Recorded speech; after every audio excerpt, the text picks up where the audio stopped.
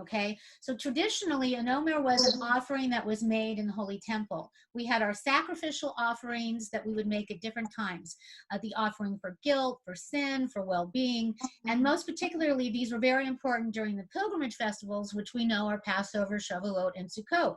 So we're counting off these days, an Omer of time, between Passover and Shavuot.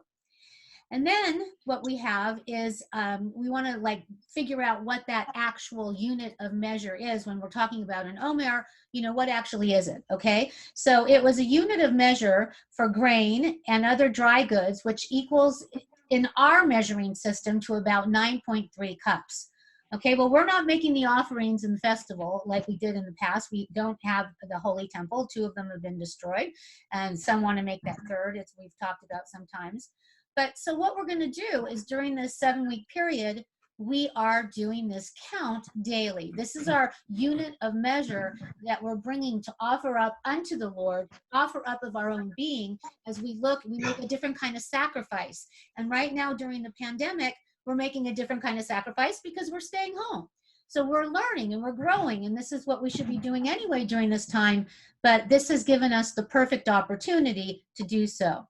So we are looking at what's going on within our own being, and we're also looking at our relationships and how we react and interact to and with others. So as we discussed yesterday, we're focusing on 7 different emotional attributes.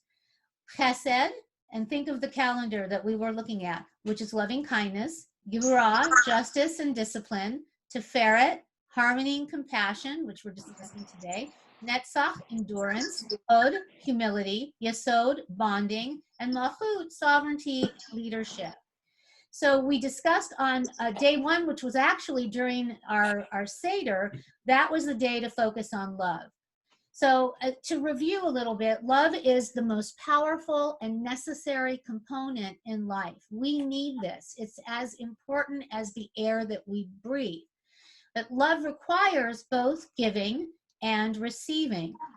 It allows us to reach outside of ourselves, to experience another human being, another person, and then to allow that person to then experience us. And we want to do this to the fullest extent of the capacity that we're capable of. And this time, every single year, broadens the expanse of our capacity to give and receive love. It is the vehicle through which we can experience the greatest love at its most powerful and pure, and that is the love of God, of Adonai. The love that we share in this physical world is the greatest manifestation of God that there is. And it's so wonderful and so exhilarating and brings so much hope to me to see that even in this time, we have couples still trying to figure out how to meet. We have people who are still getting married. Love endures, love lives on. And love lasts in eternity, as we know, when we've lost our loved ones. And that's what we have to look to at this time when so many people are passing and moving from this world into the next. We began day 1 at the end of our second night Seder, showing our love through our reverence and retelling the Passover story and God's great, wondrous miracles on our behalf. And then we moved to day 2, which we had yesterday, and we looked at how we express love. So first we acknowledged love, we shared our love, we expressed our love in our recounting of the Seder, and now we have last night gone through the many manifestations of, what does that look like? Do we have healthy boundaries? When we look at our relationships and we examine them, do we give wholeheartedly, selflessly, selfishly? Do we push too hard? Do we overwhelm, or do we hold back?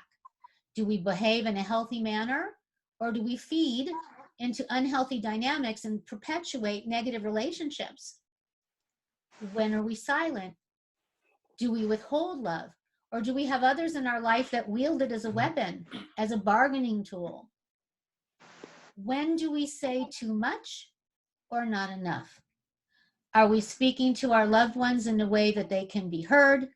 And are we meeting them in a place where they are? Are we insisting that they live up to our values and expectations, insisting on bending them to our will rather than honoring theirs? Do we have moments where we feel like we are constantly giving? Or are we the one doing all the work in the relationship, feeling like we're not getting the same share back?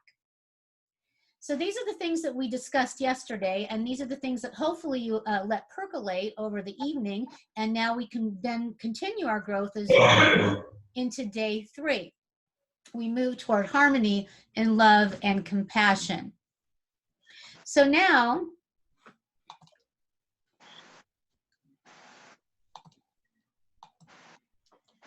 hold on while I get mine.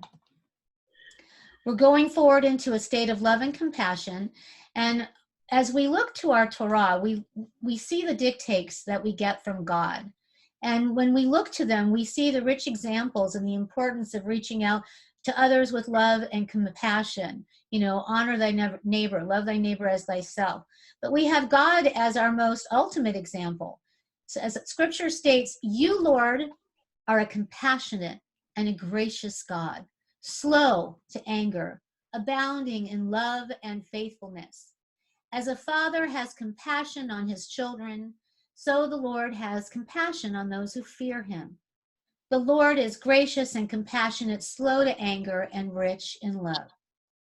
So when we examine compassion this evening, compassionate love describes attitudes toward and service for others, which is motivated by a desire for the good and the well-being of the other individual. It includes caring for, valuing, and respecting the person that we love. Compassionate love encourages fullness of life in the other. Maya Angelou is quoted as saying, "My mission in life is not merely to survive, but to thrive, and to do so with some passion, some compassion, some humor, some style. May we all do so with our very own personal style. We are each unique and bring our own special gifts to bear on everything that we do, everyone that we meet, every encounter that we have. We need to uncover and actualize our best gifts and share them. That's what this journey of life is all about. And this is how we will leave the world better for our having been here. And this could not be more true than today during this time of COVID. Compassion focuses attention outward rather than inward, and is an example of both empathy, putting yourself in someone else's shoes, as my dogs are doing right now, and sympathy, feeling sad, sorry, or distressed on someone's behalf, without necessarily putting yourself in that exact situation, in their situation. So what I'd like you to think about as we go through and get, towards later on when we have our time for questions and comments, and you might want to jot this down, is how can you develop the desire to help people an entire world away, which is something that we're all dealing with right now in the pandemic, without feeling a certain amount of compassion toward them and wanting to help them in their plight? What can we do to reach out at this time to make a difference? So what we're seeing in the news is that we're sharing medical technology, ventilators. Even though some people are afraid to give them up, we are giving them up. We are sending them to where they're most needed, so that hopefully they won't need them back anymore, and they'll come back to us if we need them. But Cantor, let's hope we don't need them. We have advances that are happening in research, people who are working day and night. We see that we need one another. We need to work together at this time rather than at cross purposes. And this is globally. This is why and how we will achieve a greater state of grace and harmony in not only our personal relationships, but globally, if we act with love and compassion. And that's what this day 3 is all about. We have so many ways to nurture love in ourselves and with others, especially during this pandemic. We have an opportunity to turn disaster into triumph, adversity into growth, and create a global shift in how we view ourselves, how we share and express love, ultimately uplifting ourselves and our individual communities and lifting up our world. Albert Einstein said, "Our task must be to free ourselves by widening our circle of compassion to embrace all living creatures and the whole of nature and its beauty. This is exactly what we're seeing today with the selfless acts of compassion that are being shown by everyone working tirelessly to save lives and to keep our lives going. And with healthcare professionals even going back to work after recovering from the virus and actually just enthusiastic about showing up and wanting to help their coworkers and the people that they serve.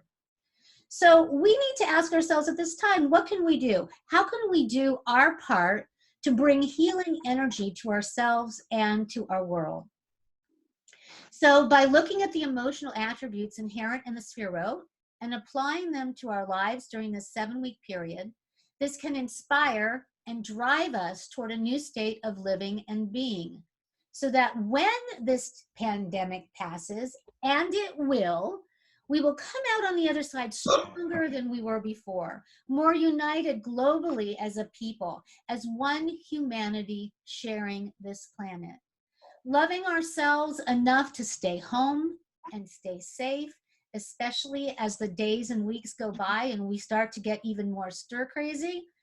Caring enough about the well-being and health of others to stop this pandemic is exactly the example of what compassionate love truly is, bringing us all into a state of true harmony and balance. There will be extraordinary challenges to overcome, but in so doing, we will have an equally extraordinary opportunity to grow and to bring the whole world into a state of unity, understanding, and oneness. It begins with each one of us doing this work that is so necessary on ourselves.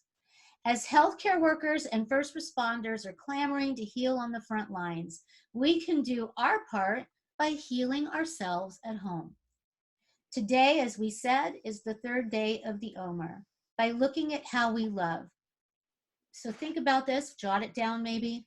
Are we compassionate, because this is our topic for this evening, in our love?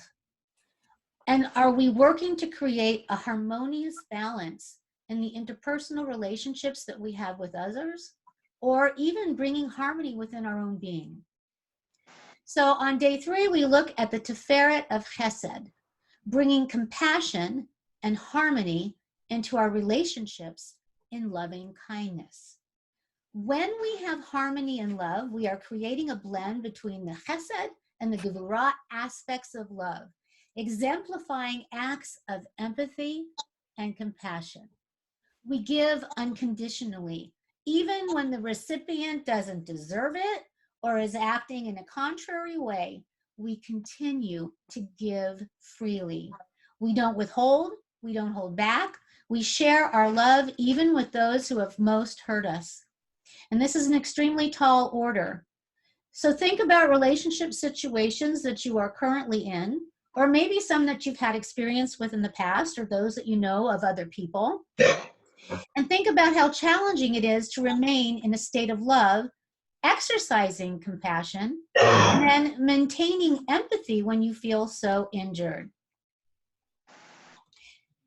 How might we go forward into our path of light and into our exploration of empathy and compassion, and pull ourselves out of the painful trap that we might find ourselves in as we take that deep look, and tap instead into the love that we have that truly resides like a deep well within us to help neutralize the situation that we are in and bring harmony into our relationships.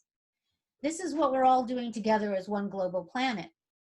Tiferet is giving, even to those who have wronged or hurt you, and acknowledging the necessity for the discipline that we spoke about yesterday in order to achieve a compassionate love for all. At this time of the pandemic, we have the opportunity to continue to do the work and to practice restriction. We are disciplining ourselves to stay in, even if we don't want to. We are keeping ourselves, we are having compassion and empathy for everyone else by doing this as well. We are exhibiting love through these acts of restriction. We are allowing healthcare workers the space to share the work of their hands and the love of their hearts in order to heal and to stop this virus from completely taking over and destroying us. In a sense, we are waging a war between good and evil, negativity and positivity, in the growth of the virus and within ourselves. Sacrificing in order to love, having empathy and compassion for the other as we battle the unseen. Now, fortunately, we have God, the ultimate unseen, to help us in this quest. For those who believe, to call upon and praise, for giving us the intelligence, the fortitude, the discipline, and the heart to fight. We started out with the bracha. We started out praising, because when we put that blessing out, as we say, into the universe, I say this all the time, the blessing then reflects back upon us all and uplifts us all. So the exercise that we have for today on this third day, so write this down, find a way to exercise compassion. Find a way to, this is like during the day tomorrow or this evening, to reach out and to help someone, maybe a neighbor or somebody you don't even know. We have all kinds of, we have people in the community that are shopping and buying toilet paper and on the search for liquid hand sanitizer. But what can we do? Maybe we have, different ways that we can share and reach out. If you go out into the world, wear your mask, have compassion and empathy for those walking alongside you or those that are waiting in line with you. And when you get to the checkout stand, be grateful for those who are helping. Share the love and say, thank you. I appreciate you. Be healthy, be well. Thank you for doing this work so that my life can continue in a normal fashion. As Albert Einstein said, learn from yesterday, live for today, and hope for tomorrow. If we take care of today, tomorrow will take care of itself. And that's what we have to work on. Einstein went on to say the important thing is to not stop questioning. And so what I'm going to do now is I'm going to open up for questions and comments or anything that you'd like to share that's going to relate on today's topic on compassion. So who has something they want to share?